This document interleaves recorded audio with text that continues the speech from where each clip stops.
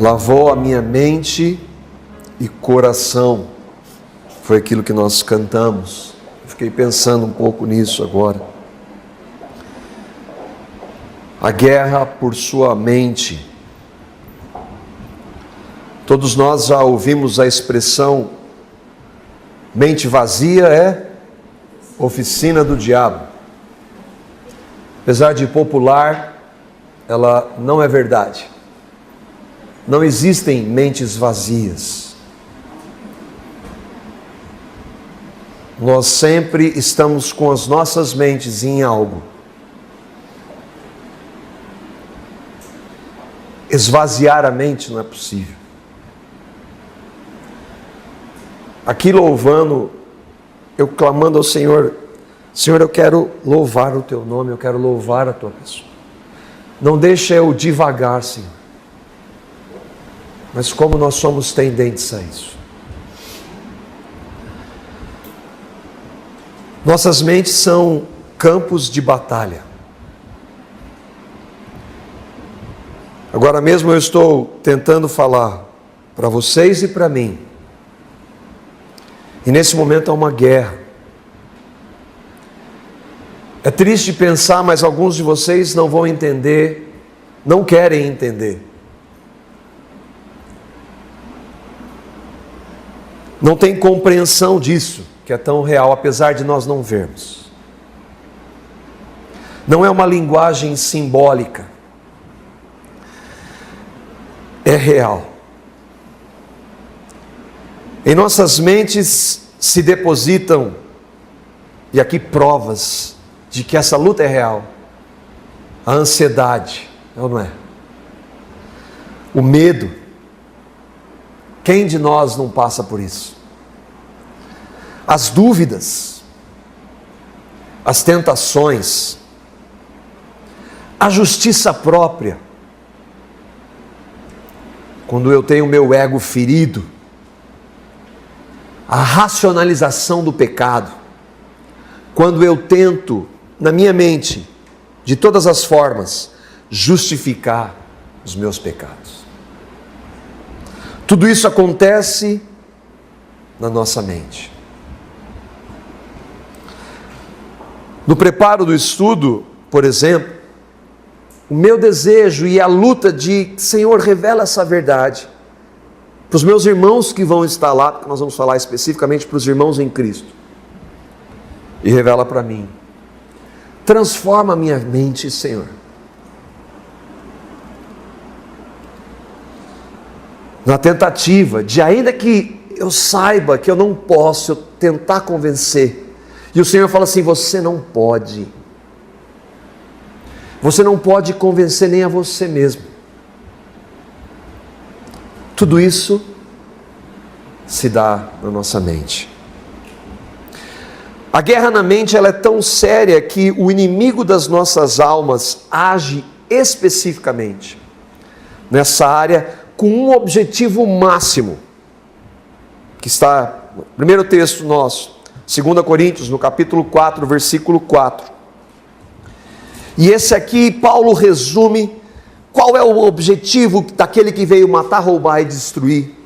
O centro da vontade dele, que odeia a Deus. 2 Coríntios capítulo 4, versículo 4 diz: o Deus desse século cegou os entendimentos dos incrédulos, para que lhes não resplandeça a luz do Evangelho da glória de Cristo, que é a imagem de Deus. O Deus desse século, ou deste mundo, desse sistema, o diabo, um ser real, não fictício, não mito, não uma metáfora. O inimigo das nossas almas, não o inimigo de Deus, porque Deus não tem ninguém à sua altura que possa ser seu inimigo. O diabo é o nosso inimigo. Ele cegou, não fisicamente. É triste pensar que alguns de vocês podem estar vendo e ouvindo o que eu estou dizendo. A palavra evangelho, e alguns de vocês não saberem, não experimentarem o que é o evangelho. Por quê? Porque esse Deus deste século cegou o entendimento dos incrédulos, para que não lhes resplandeça a luz do Evangelho, para que eles não creiam, e não crendo, não tenham essa comunhão restaurada que nós temos com Deus. Sem crer no Evangelho, ninguém pode cantar o que nós cantamos aqui.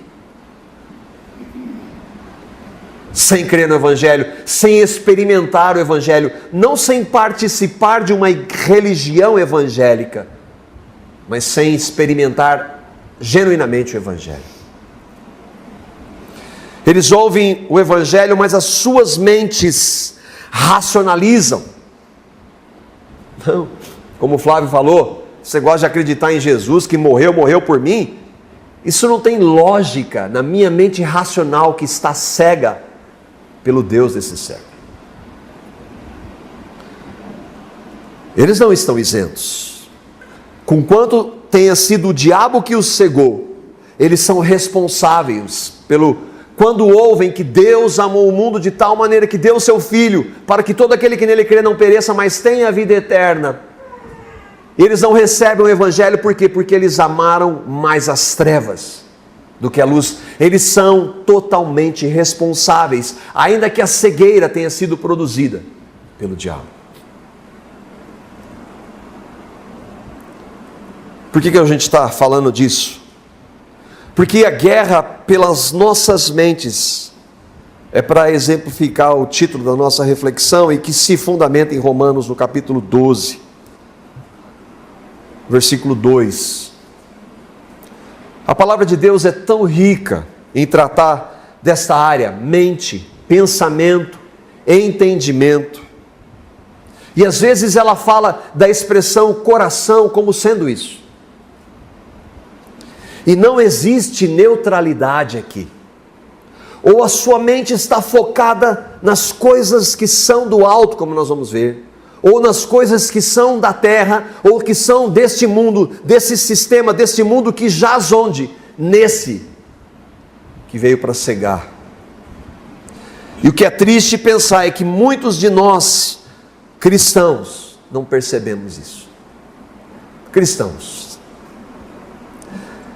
Para alguns o que a gente vai tratar aqui vai soar talvez como legalismo, e eu sinceramente não estou preocupado.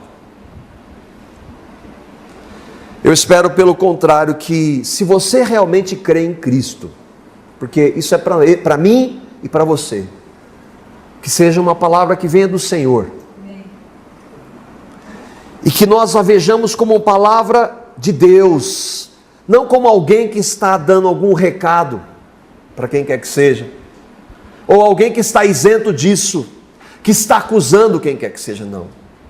Nós vamos olhar para a palavra de Deus. A nossa proposta é para cristãos, para aqueles que um dia receberam a Cristo, que creram em sua morte e ressurreição, que receberam a Cristo como Salvador e Senhor, que nasceram de novo. É isso que nós estamos estudando já há algum tempo em Romanos. O centro é o que Cristo fez. E para que nós não passemos por essa que é a base, que é a justificação pela fé, que nós somos salvos pelos méritos de Cristo, única e exclusivamente, a salvação é pela graça. Queria que a gente fosse lá, antes de nós entrarmos em Romanos 12, voltarmos um pouquinho em Romanos 3, os versículos 23 e 24, que dá a descrição minha e sua, e o que Deus precisou fazer para nos restabelecer, para restabelecer o nosso relacionamento com Ele. Romanos 3, 23 a 24, para nós nos lembrarmos, para antes de nós irmos para a vida de Cristo em nós, que nós tenhamos a certeza do que Ele fez, que foi por graça.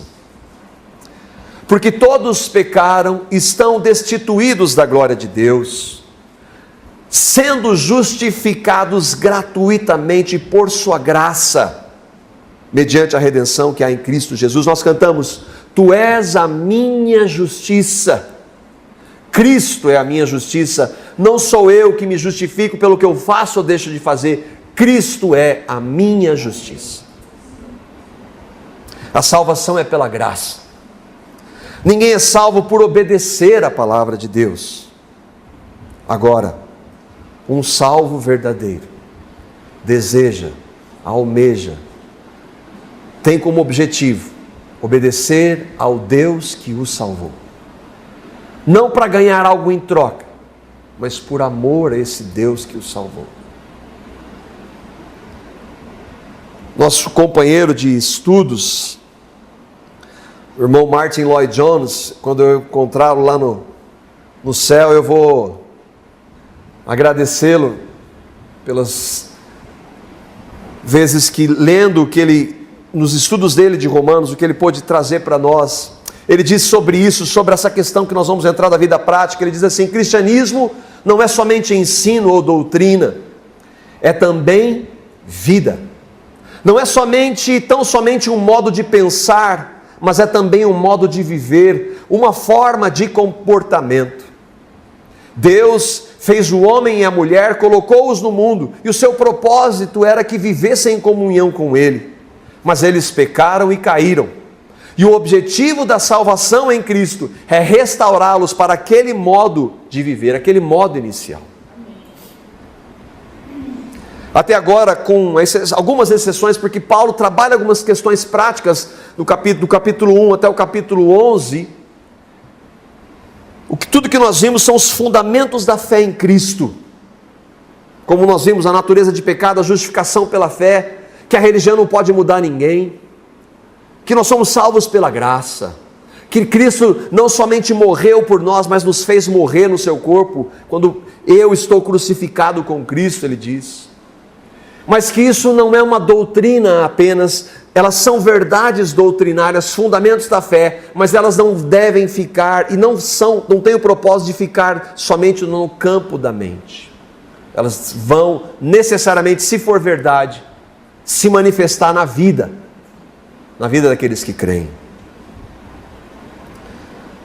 E o nosso irmão aqui, continuando, eu vou citar alguns irmãos, homens de Deus.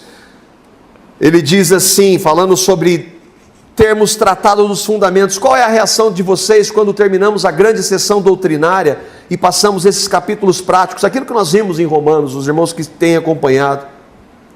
Acaso tem a impressão de que eles vão ser algo como um anticlímax, ou acabou ali? Vocês lamentam o término do estudo dos primeiros 11 capítulos? Gostariam que Paulo continuasse ensinando doutrina, em vez de descer a aplicação prática? É assim que você se sente? Vocês querem permanecer na área da pura doutrina?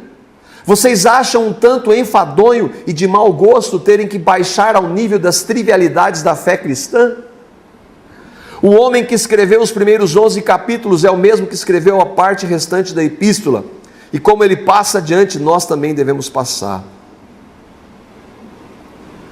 Nós vamos falar de vida prática, muito prática. E aí nós vamos para Romanos, no capítulo 12, os versículos 1 e 2, que começam nesses fundamentos, que começa onde? Os fundamentos, eles mostram as verdades, que são revelação do Espírito, e a partir de agora do Espírito em nós, ele vai transformar, e começa essa transformação a partir das nossas mentes. Que ele diz: portanto, irmãos, rogo-lhes pelas misericórdias de Deus, que se ofereçam em sacrifício vivo, santo e agradável a Deus. Este é o culto racional de vocês. Não se amoldem ao padrão deste mundo, mas transformem-se pela renovação da sua mente, para que sejam capazes de experimentar e comprovar a boa, agradável e perfeita vontade de Deus. Portanto, irmãos, diante de tudo aquilo que nós falamos, que nós vimos até agora, irmãos, nós vimos que já falei isso, nós estamos numa sequência, e nós há tanto tempo tratamos dos fundamentos dos primeiros 11 capítulos, mas Paulo escreveu uma carta, e todos os primeiros 11 capítulos falando da fundamentação, do que Cristo fez, do amor dele, da graça, da justificação pela fé. Isso são verdades que, sem essas verdades, sem Cristo em nós, não podemos viver a vida cristã. Mas agora, se nós cremos, ele diz assim: portanto, irmãos, já que nós cremos, diante de tudo que foi visto nesta carta, do nosso pecado, da ira de Deus, a ira que se manifesta contra toda impiedade daqueles que detêm a verdade pela injustiça, a farsa da religião, os judeus que se pautavam na religião e eram hipócritas, e muitos de nós que nos pautamos na religião e somos hipócritas. Ele falou disso, falou que isso não muda ninguém. A justiça que é pela fé, não por obras, é pelo que Cristo fez. Quando eu creio, eu sou justificado, aceito. A soberania de Deus, está mais recente, de que Deus controla a história, de que não existe acidente para Deus, não existe coincidência, que se você crê hoje foi porque Deus revelou, porque Ele quis, e se você crê não foi você que o buscou, foi Ele que te buscou.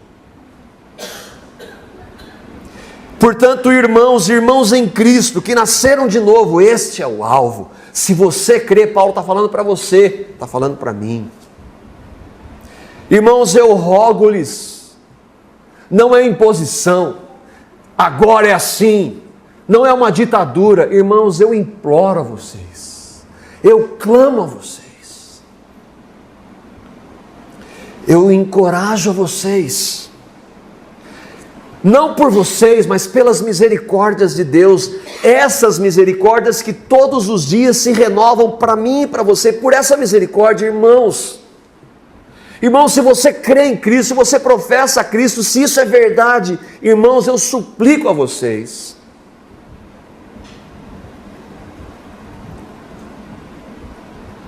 se ofereçam, irmãos, ou apresentem os seus corpos, o meio pelo qual você se relaciona com este mundo, irmãos.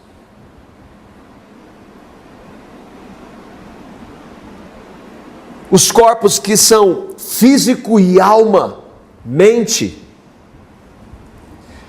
Ele está dizendo, irmãos, eu rogo a vocês, e há um imperativo, há uma resposta daqueles que creem. O poder não está em nós, isso é verdade, mas não existe passividade. Eu creio em Jesus, eu creio que é Ele quem faz, então eu vou deitar e esperar. Ele não vai fazer, porque não é assim que Ele faz. Irmãos, se ofereçam de que forma?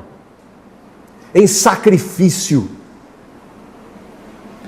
não como um peso, sacrifício não como um peso, uma obrigação, puxa, eu tenho que fazer, não, mas como oferta, como Cristo a si mesmo se ofertou por nós. Irmãos, ofereçam as suas vidas ao Senhor, em sacrifício que é uma oferta total. Lembra de Abraão? Foi duro, foi difícil, doía, mas eu amo o Senhor mais do que o meu filho, eu amo o Senhor mais do que todas as coisas, com a minha mente, com todo o meu entendimento, com o meu coração, eu entrego a minha vida ao Senhor. É isso que Paulo está dizendo. Um sacrifício que é vivo, que é dessa realidade, nesta vida, que é santo. Santo é separado de tudo aquilo que não glorifica a Deus. Agradável a Deus. Esse é o objetivo. Fazer tudo para a glória de Deus não é uma frase de efeito de evangélicos. Fazer tudo para a glória de Deus é eu fazer tudo de maneira que Ele seja honrado e que Ele esteja contente, de forma a agradá-lo. Não tem a ver com o amor, porque Ele nos ama, Ele provou o seu amor para conosco, sendo nós ainda pecadores, nós não tínhamos nada, mas é exatamente por esse amor que eu quero viver para agradá-lo. Esse é o objetivo, viver para agradar a Deus. Este é o culto. Culto, irmãos, não é isso aqui. Isso é uma forma. 1h30 por semana, a nossa vida deve ser um culto a Deus. Aqui nós temos o privilégio de, como igreja, nos reunir, louvar ao Senhor, termos comunhão, mas o culto é muito mais do que isso. O culto racional, onde você pensa, Cada detalhe da sua vida: será, Senhor, que eu estou vivendo para a sua glória? Senhor, eu quero viver para a sua glória em cada aspecto. Ele é racional, por isso que é na mente. Por isso que quando eu ouço a palavra movido pelo Espírito, eu vou considerar: Senhor, será que isso que eu estou fazendo glorifica o teu nome? E aí ele diz: não se amoldem ao padrão deste mundo, não tomem a forma, os valores, o modo de agir deste mundo, porque este mundo não tem nada a ver com o Senhor. Transformem-se pela renovação da sua mente. Irmãos, nós devemos parar e pensar, à luz da palavra, se o que nós fazemos, ouvimos, falamos, cantamos, e tudo que nós agimos, se é para a glória de Deus. Aí sim, para que, desta forma, nós vamos compreender a boa, agradável e perfeita vontade de Deus. Do contrário, nós não vamos entender.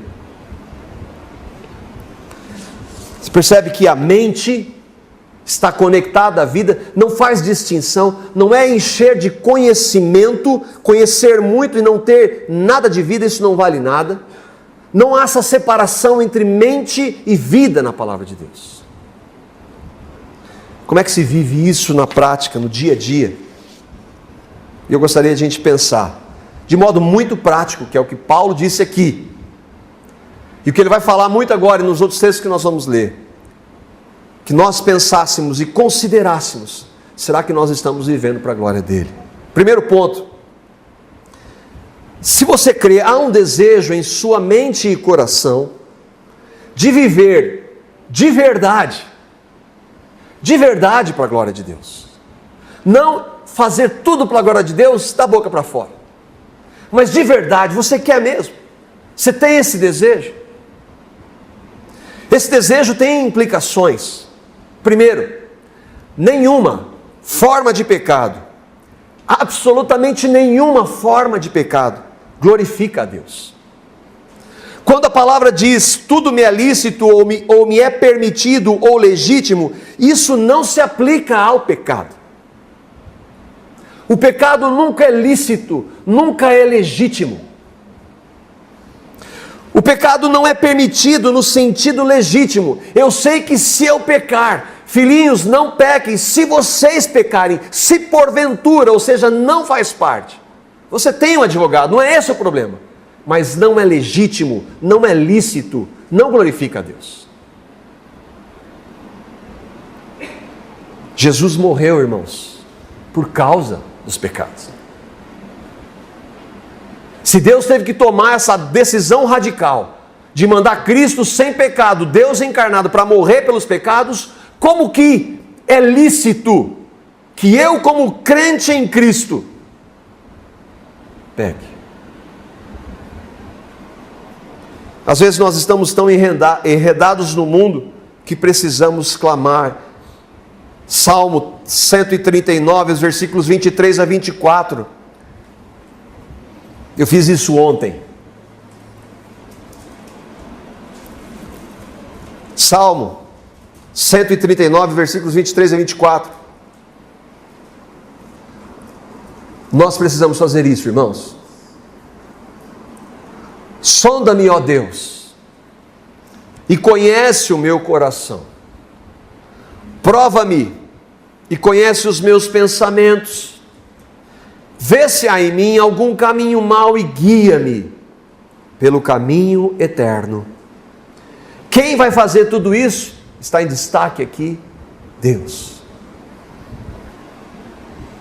Sonda-me quem? Deus. Senhor Deus, sonda-me. Conhece o meu coração, o meu ser. Eu não conheço. Irmãos, nós não conhecemos os nossos corações. Os nossos corações, ainda que cristãos, são desesperadamente corruptos e enganosos. Por isso que eu preciso: Senhor, sonda-me e conhece o meu coração. Vem provar, Senhor, a minha fé, para ver se eu realmente estou. É o Senhor que conhece a minha mente. E Senhor, vê se há em mim algum caminho mau. Irmãos, sempre há. Sempre há. E Senhor, guia-me, não pelos meus, pelos teus. Ontem nós estávamos conversando, eu e a minha esposa, e falamos de várias coisas, de situações que nós temos vivido, algumas dificuldades. Depois ela dormiu e eu fui tomar um refrigerante. E eu falei: Senhor, sonda-me, conhece o meu coração. E eu fiquei muito triste com o que eu vi. Muitas justificativas, muita justiça própria. Eu clamei: Senhor, tira tudo isso.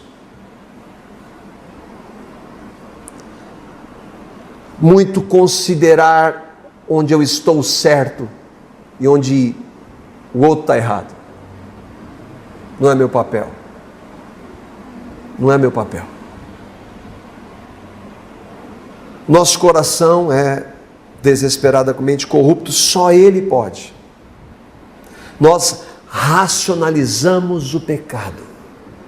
Quando somos confrontados com o Espírito que fala: meu filho, isto é pecado. Mas Senhor, não tem mas, Senhor. Senhor, é verdade. Tem misericórdia de mim. Transforma a minha mente. Transforma a minha vida. Nós cauterizamos, às vezes, a nossa mente. Nós nos justificamos tanto, que a nossa mente fica cauterizada na racionalização do pecado. Você está entendendo o que é racionalizar o pecado? É quando o Espírito Santo fala para mim e para você, porque se eu e você cremos, o Espírito Santo fala. Ele mostra: isso não é a minha vontade. Eu fecho o ouvido para ele. Eu não quero ouvir e eu vou justificando. E ele está sempre falando, não acusando, porque quem acusa é o outro. Mas ele está sempre querendo tratar. Vem para mim que eu vou tratar, vem para mim que eu vou tratar. E eu vou ignorando até que aquilo fica cauterizado. Misericórdia. Por isso que, Senhor, sonda-me. Deve ser o nosso ponto. Qual que é o segundo? E aí nós vamos ver onde às vezes nós estamos errando. Use a sua mente, essa mente nova em Cristo, essa mente de Cristo, que nós temos a mente de Cristo, não é o que a palavra diz? As suas práticas, cada uma delas, cada pensamento, ato, palavra, cada ação, refletem a glória de Deus, refletem a vida de Cristo, porque viver para a glória de Deus é manifestar a vida de Cristo. Práticas se referem a falar, ouvir, assistir, conversar, apreciar. Você consegue assistir e acompanhar programas de TV como novelas, que normalmente são produzidas por incrédulos e promíscuos, e que têm em seus conteúdos valores totalmente contrários à palavra de Deus, como homossexualismo, adultério, hétero e homossexual, para diversificar, divórcios, por qualquer situação, palavras torpes, linguagem obscena, violência, programas de entretenimento que de forma diferente fazem a mesma coisa. Você consegue assistir filmes que de forma diferente fazem exatamente a mesma coisa? Não, eu não assisto novela, eu assisto séries. Sex and the City, uma delas, por exemplo. Não precisa traduzir o nome. É uma série, não é novela. Posso. Qual é a diferença? Que é produzido nos Estados Unidos pelos mesmos pervertidos e que menosprezam a palavra de Deus e que fazem piada. Você consegue? E aquela conversa ou piada, aquela conversa picante que você ri para não perder o amigo. Ri para não perder o amigo. Fofoca da internet, está navegando, uma fofoca. Só estou eu lá. O que tem? Tomar umas para ficar alegre? Não, mas o que tem? Afinal, nós estamos na graça. Seu falar diário é de reclamação, murmura, só reclama. Crítica política, as dificuldades da situação, murmuração é sempre contra Deus. Se você eu e você cremos na soberania de Deus, se nós estamos reclamando do que está acontecendo agora, nós estamos reclamando de Deus. Porque o que está acontecendo agora, Deus em sua soberania permitiu que aquilo acontecesse agora. Está meio pesado. Essa semana eu conversava com uma irmã e ela perguntou brincando: você não vai no show do Fernando de Sorocaba? Ué, tem algum problema? Responda não para mim não, mas para você mesmo, para o Senhor. Eu vou falar aqui, irmãos, algumas coisinhas. O que tem ouvir, cantar, dançar coisas como: corpo moreno, sarado, gostoso de dar a cor do pecado, me deixa maluco, me deixa pirado, ela é demais. Fernando de Sorocaba. Bruno e Marrone: a dor do amor é como um outro amor que a gente cura. Vim curar a dor desse mau amor na boate azul. Só para contrariar, eu não tenho culpa de, quietinho, no meu cantinho, boto para quebrar. Levo a minha vida bem do meu jeitinho, sou de fazer, não sou de falar. Luan Santana: finge que para me ter na cama, comigo não rola. Me deixou na solidão, mas agora eu estou de boa. Está querendo o meu perdão? É Deus quem perdoa. Para a gente ter uma ideia do que aconteceu essa semana. O que tem? Ah não, no rock não tem isso. E de repente o vinho virou água. A ferida não cicatrizou, o limpo se sujou, e no terceiro dia ninguém ressuscitou. É uma música de uma banda de rock. O que tem cantar isso? Por favor, irmãos, com a mente de Cristo, dá para dizer verdadeiramente que não há nada demais em ouvir, cantar, dançar esse tipo de lixo. Ou é só depois ir no show gospel do Thales, para dar uma aliviada? Aí no show do Thales, cheio de graça, cheio de bênção, cheio de fogo, cheio de fica à vontade, chega para cá, chega buscando, chega dando glória e dá lugar, irmão, atitude, joga as mãos para o céu, e recebe esse fogo aí, muita pressão, cheio do Espírito Santo. Nossa, quanta lei! Será, irmãos? Será que quando Paulo diz, irmãos, eu rogo-vos em amor, ele não está implorando para nós considerarmos e revermos o que nós estamos fazendo, professando a Cristo? Ou, como ele diz, irmãos, em Gálatas capítulo 4, versículo 16, em outro contexto, será que agora, por ter dito a verdade, eu me tornei inimigo de vocês? Quem disse a verdade? Eu? Paulo? Não. Deus disse por meio de Paulo. Isso é legalismo? Se você pensa assim, irmãos, por favor, terceiro ponto, renove a sua mente. Com a única forma que Deus lhe deu, a palavra dele. O seu parâmetro não é o que eu digo, não é o que você acha, não é o que você considera. O seu parâmetro, o meu parâmetro de uma mente de Cristo é a palavra de Cristo. O que ele tem a dizer sobre coisas como essas que eu falei aqui? Efésios capítulo 5, versículos 2 até o 8. Nós vamos andar devagar agora em alguns textos que vão falar, para nós refletirmos algumas dessas ações aqui, se são vontade dele para nós. Andai em amor. O amor aqui é o amor ágape. É o amor de Deus, é o amor sacrificial, é o amor dele por nós e quando ele nos revela de nós por ele. Como Cristo também vos amou. E ele, o que ele fez? Ele se entregou a si mesmo por nós como oferta. Lembra do sacrifício que Paulo está dizendo? É uma oferta em sacrifício a Deus, em cheiro suave. De que forma? Como Paulo disse em Romanos 12, ali nós lemos. Ofereçamo-nos em sacrifício ao Pai. É isso que ele está dizendo. Aí ele diz, mas irmãos, a prostituição e toda sorte de impureza ou cobiça Irmãos, nem sequer se nomeie, nem sequer profira, nem sequer fale disso. É isso que ele está falando. Ele está falando para o mundo? Não, o mundo ama isso. Mas se eu e você amamos o Senhor, ele está dizendo, irmãos, nem sequer se nomeie isso. Como convém a santos. Os santos são aqueles que, das imagens, eu e você, se cremos em Cristo, somos santos pelo que Cristo fez. Nem baixeza, nem conversa tola.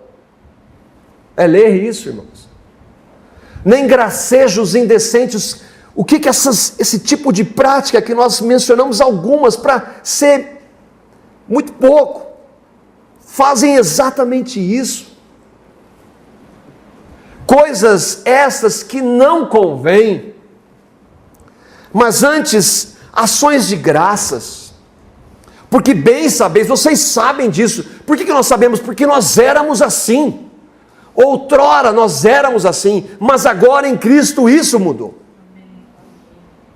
Vocês sabem que nenhum devasso, que é esse tipo de linguagem prática, nenhum impuro ou avarento, ou o qual é idólatra, tem herança no reino de Cristo e de Deus.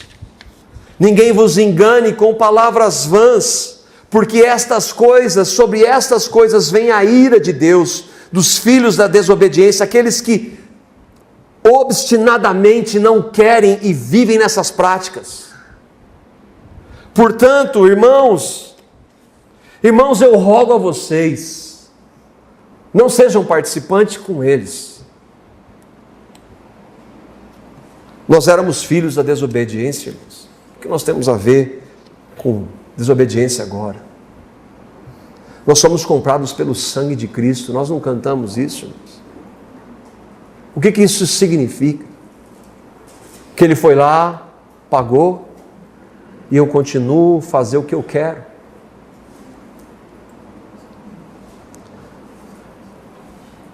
Renovemos as nossas mentes, irmãos. Não vivamos mais assim.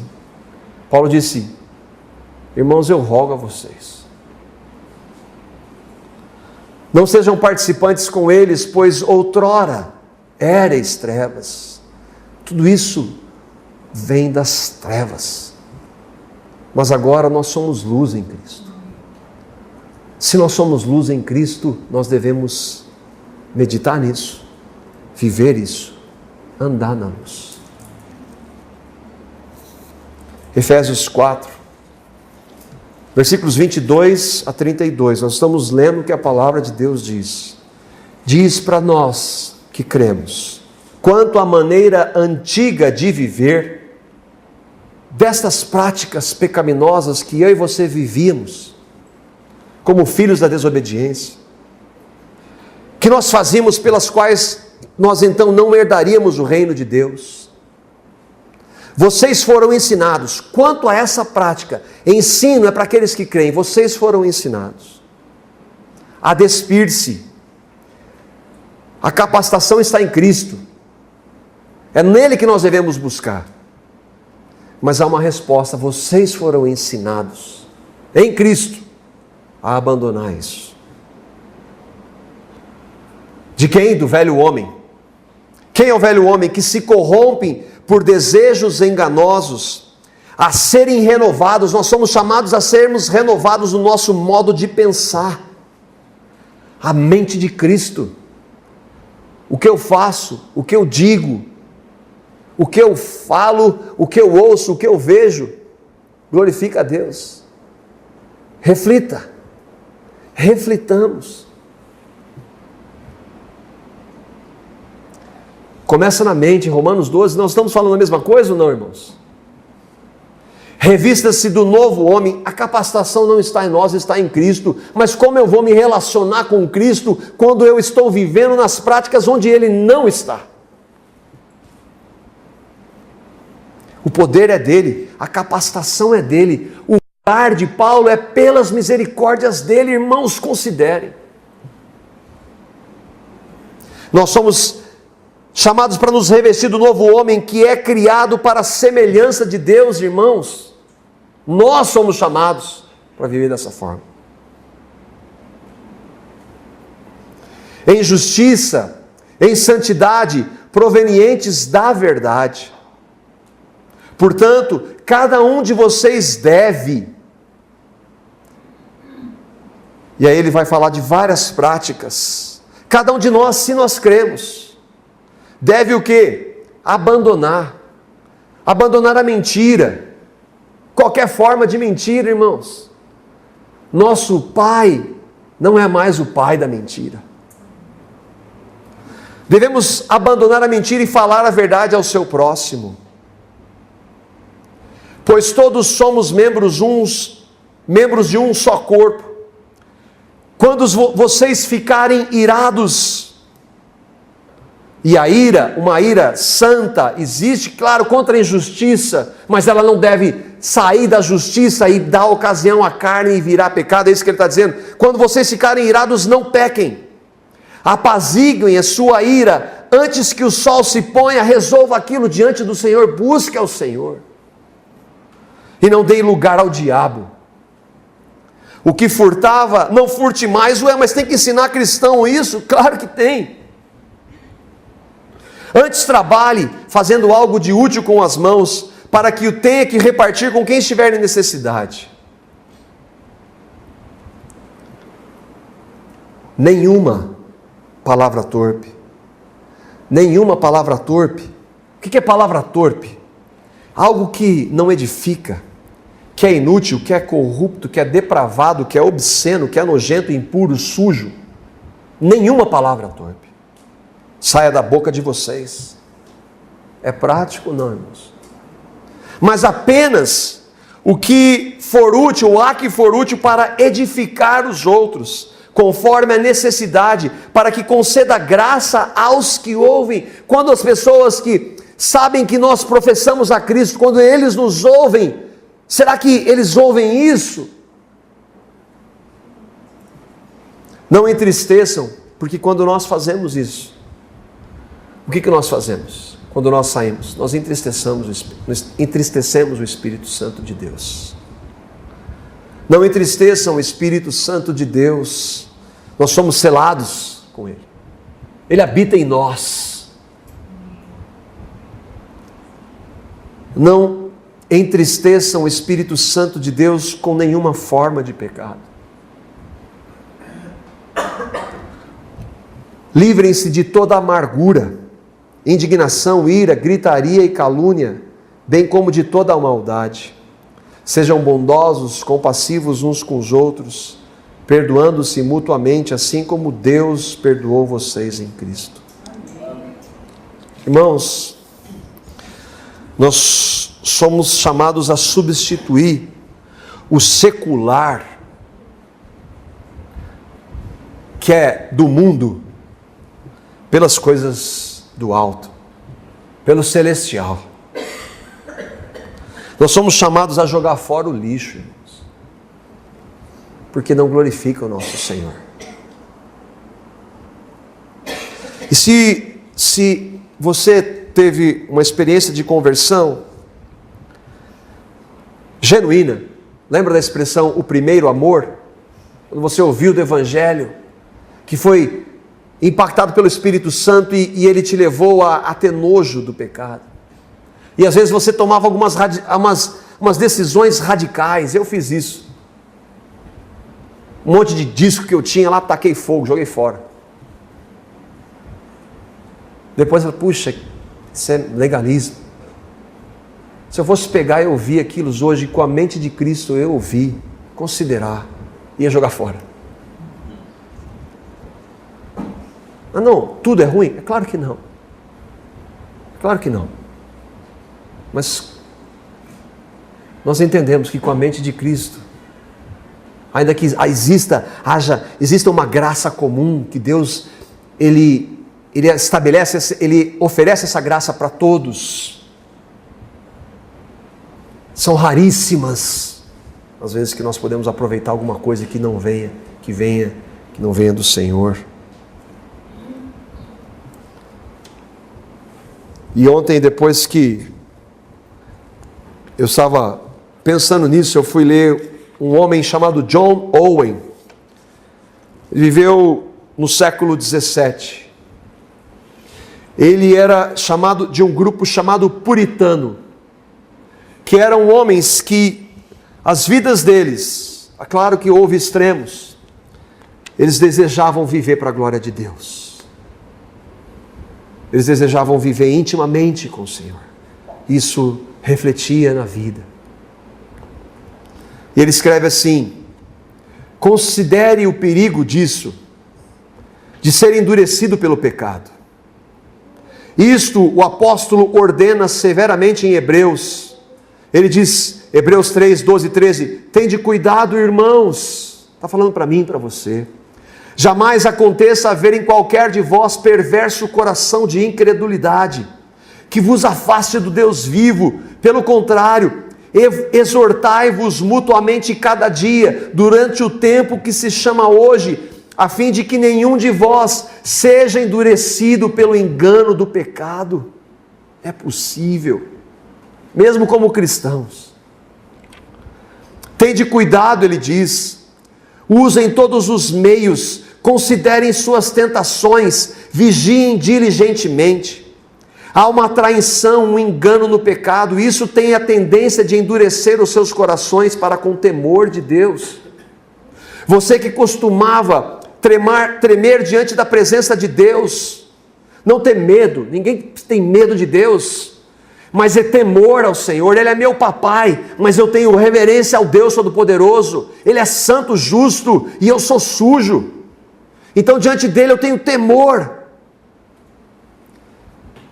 Você costumava tremer diante da presença de Deus, diante de pensamentos de morte, do pensamento de estar diante dele, quando tinha mais certeza do amor dele do que tem agora.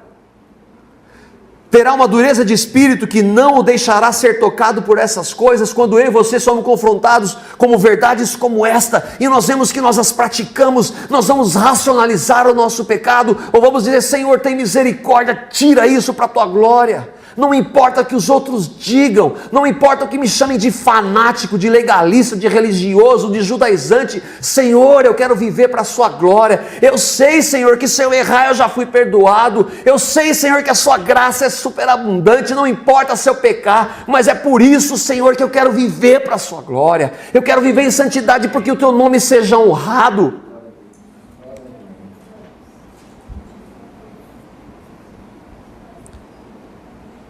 O pecado se tornará algo insignificante para você. Você vai ignorar como se não fosse nada. E qual será o final de tal condição? Pode algo mais triste vir sobre você?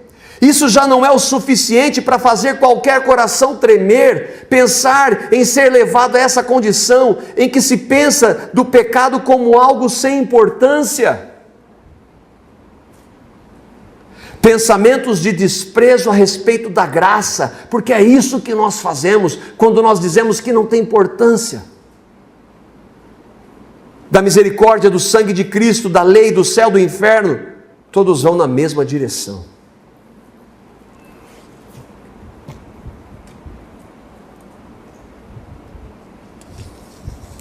Colossenses capítulo 3, versículos 1 a 3.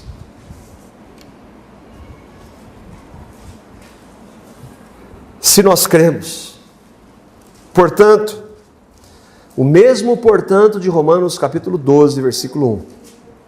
Já que vocês ressuscitaram com Cristo, procurem as coisas que são do alto, não as do mundo. Por quê? Porque é onde Cristo está assentado à direita de Deus. Mantenham o pensamento, a mente renovada. Prática diária e constante. Salmo 1. Medita de dia e de noite nas coisas do alto, não nas daqui da terra. Pois vocês morreram. Eu estou morto com Cristo, crucificado com Cristo. E agora a sua vida está escondida com Cristo em Deus. Irmãos, não existe um passe de mágica, não existe uma unção especial. O batismo no Espírito Santo não é uma experiência única, quando você recebe uma unção e aquilo nunca mais você... O batismo no Espírito Santo é andar imerso no Espírito Santo, é andar em um relacionamento com Ele, para que Ele vá tirando tudo aquilo que não glorifica o nome dEle. Isso requer renovação de mente, à luz da palavra dEle. Lembra do que Paulo disse? Que só na renovação da mente nós experimentaríamos a boa, agradável e perfeita vontade de Deus. Como? Temos a mente de Cristo. Filipenses capítulo 4, versículo 8, para nós terminarmos.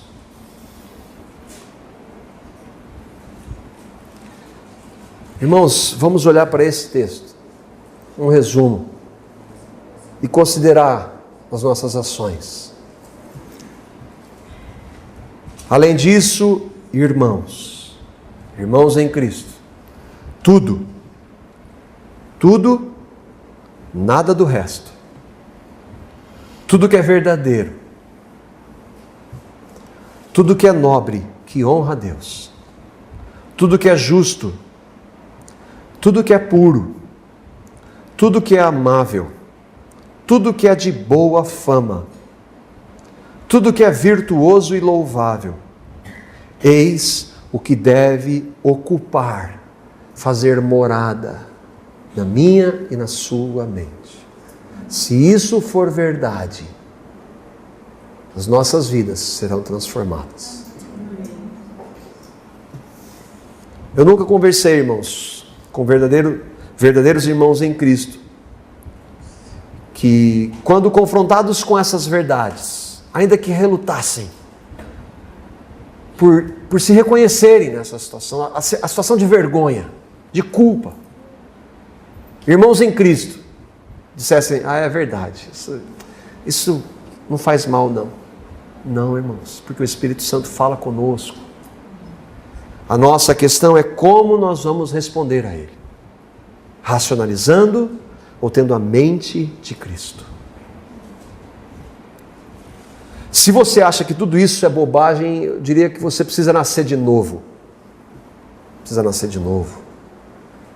Deus ama você, que é um pecador, que vive nessas práticas, por livre e espontânea vontade, não conhece a Cristo.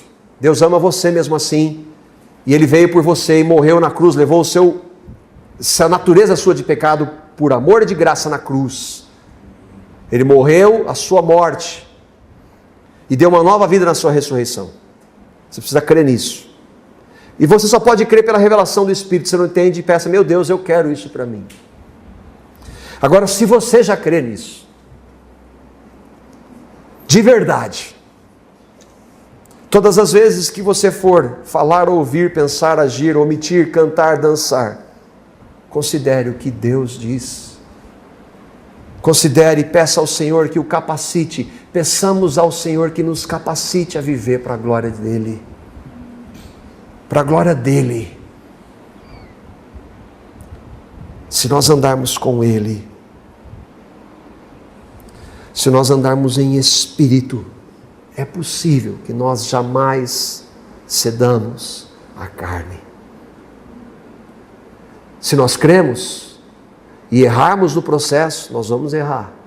Já fomos perdoados. Essa graça, essa garantia e a ação do Espírito em nós vai sempre nos incomodar a querer viver para a glória dEle. Pai amado, no nome de Jesus, capacita-nos, Senhor, a Te obedecer. Senhor, a Tua palavra diz que nós não devemos ser somente ouvintes, mas praticantes da Sua palavra. Mas, Senhor, nós sabemos que em nós não há nenhuma capacitação de obedecer a Ti. Nós reconhecemos isto, Senhor. Mas, Senhor, nós sabemos que o Senhor habita em nós, que o Teu poder se aperfeiçoa na nossa fraqueza, que é Teu desejo formar o caráter do Teu Filho em nós. Ó Senhor, como Paulo rogou a nós, Senhor, nós clamamos a Ti, capacita-nos a viver de maneira que o Senhor seja honrado, por misericórdia. Ó Pai, santifica as nossas vidas. É para a Tua glória, Senhor, é só para a Tua glória. Nós Te pedimos, no nome santo dEle, daquele que veio nos salvar, do Cordeiro de Deus que tira o pecado do mundo, o nosso amado Salvador e Senhor Jesus. Amém.